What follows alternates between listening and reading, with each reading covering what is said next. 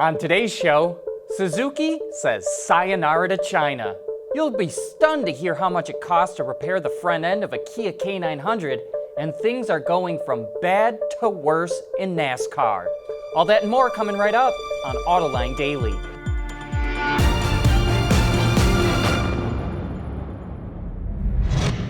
This is Autoline Daily, the voice of the global automotive industry.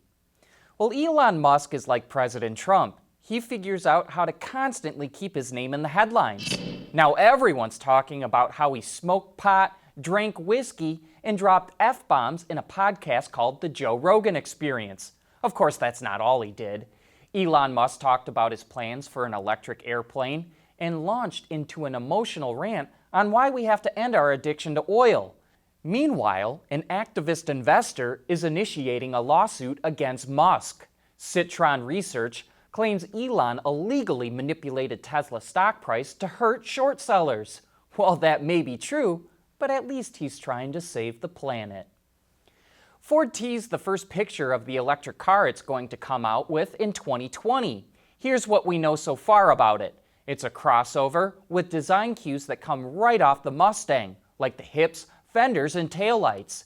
In fact, it will probably be called the Mach 1, a name that Ford used on the Mustang in the early 1970s.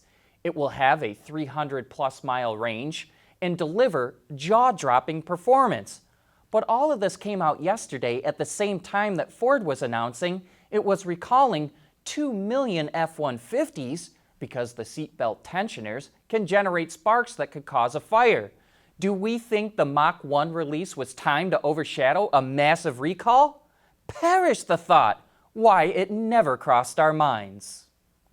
Well, we think this could be a first. An automaker is actually abandoning the Chinese market.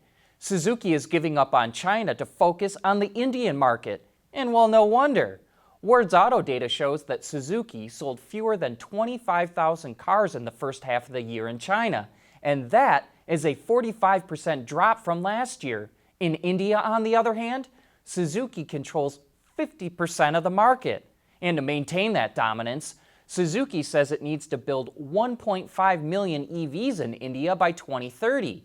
So it's testing 50 electric prototypes to develop them to handle the country's heat, dust, and heavy traffic. And this is a watershed moment. We think Suzuki will not be the only car company to fail in China. NASCAR is in trouble, though no one there wants to admit it. And that's coming up next. Autoline Daily is brought to you by Bridgestone Tires, your journey, our passion. Dow Automotive Systems, advanced materials that deliver better results. Lear, a global leader in automotive seating and electrical systems. And by ExxonMobil.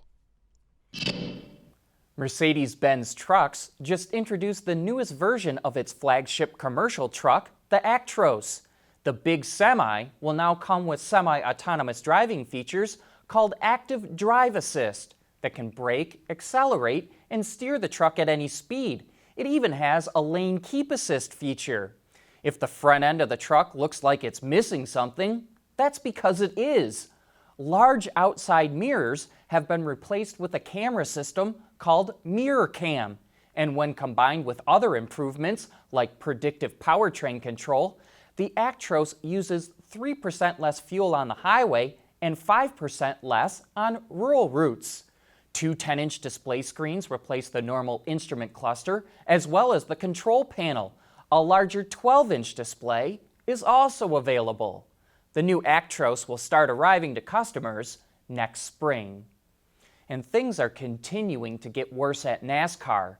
Martin Truex Jr. is the reigning Monster Energy NASCAR Cup Series champion, but his Furniture Row racing team just announced it will close up shop at the end of the season.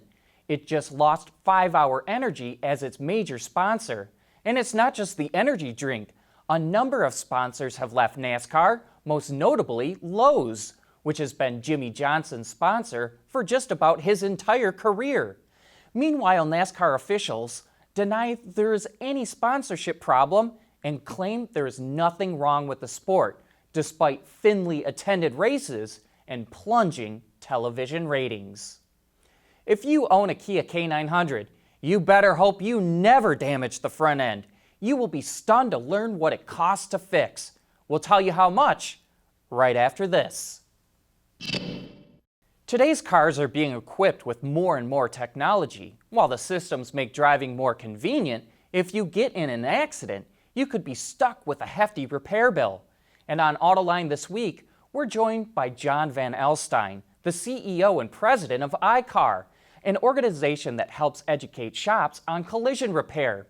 He said automakers need to do a better job of planning for repairs when developing new vehicles, and he pointed to the Kia K900 as a prime example. The Autoline This Week Powertrain Series preview is brought to you by Borg-Warner. Just as an example, so the Kia K900, for example, it has a ton of technology in the front and around the corners of that vehicle. A normal, like left front corner hit on that car results in a repair bill of circa $34,000. $34,000? Compared to an average of about $8,000. So, okay, so what happens there? Insurance cost goes up, total life cycle cost goes up, cost to repair, driven by cost to repair.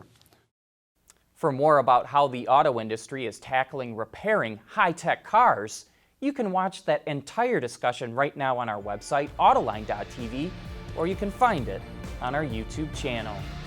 That's it for today. Thanks for watching, and have a great weekend.